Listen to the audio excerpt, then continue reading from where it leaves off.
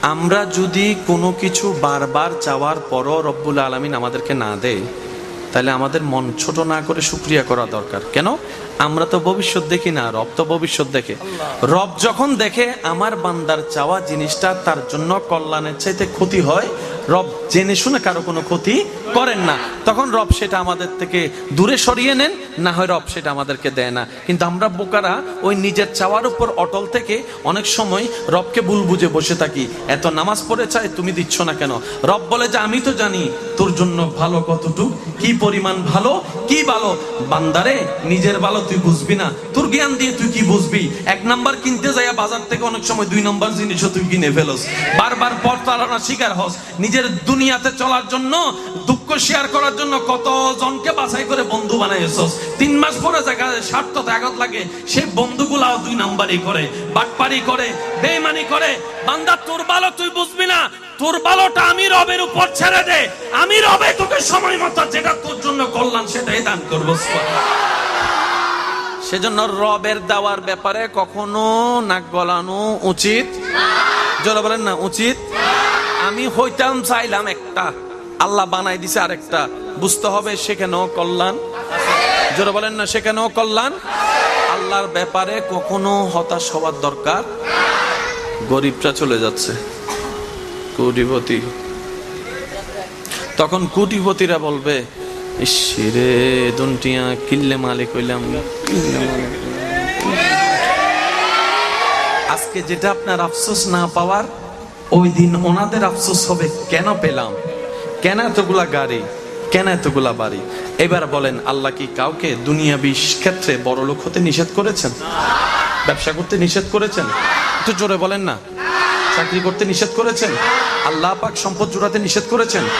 বাবা হয়ে, অভিভাবক হয়ে সন্তানদেরকে লাইন করে দিতে নিষেধ করেছেন? তাহলে বেজালটা কোথায়?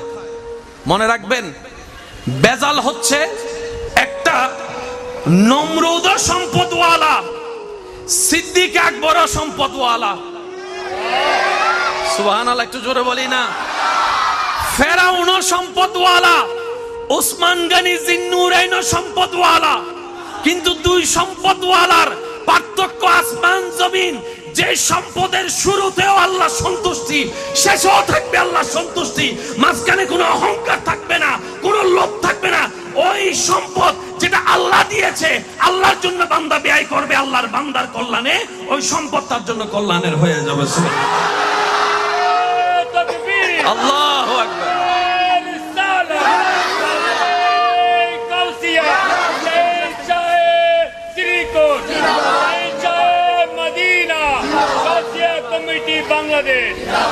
সবাই একবার মিলে বলি তো সুবহানাল্লাহ।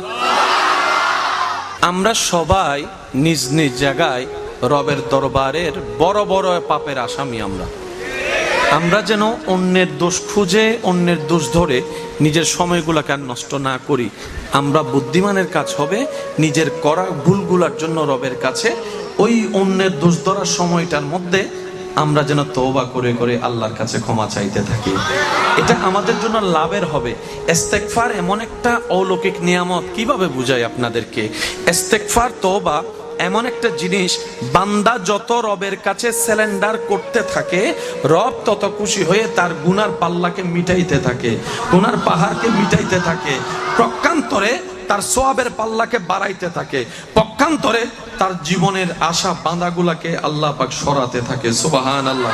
শুধু তাই নয়, তার বিনা মৌসুমে আল্লাহ তাকে বৃষ্টি দিয়ে রহমত দিবেন, এমন এমন জায়গা থেকে রিজিক এনে দিবেন, বান্দা কল্পনায় পড়ে যাবে আমি তো আশাই করিনি এখান থেকে পাবো, পেলাম তো পেলাম কিভাবে। রব বলে যে ওই যে কিছুদিন আগে ইস্তিগফার তওবা করেছিলি, আমার বড্ড পছন্দ হয়েছে তোর তওবা করাটা, তাই আমি আল্লাহ তোর তাকদীরে এই নিয়ামতের ব্যবস্থা করে দিয়েছি। সুবহানাল্লাহ। সূরা নূর মধ্যে যদি একটু দেখা যায়, প্রত্যেকটা শব্দ আপনাকে অবাক অবাক করে দিবে। ফাকুল তুস্তাগফিরু থেকে শুরু করলে আপনি দেখতে পাবেন আল্লাহ পাক বলে তওবা করতে থাকো।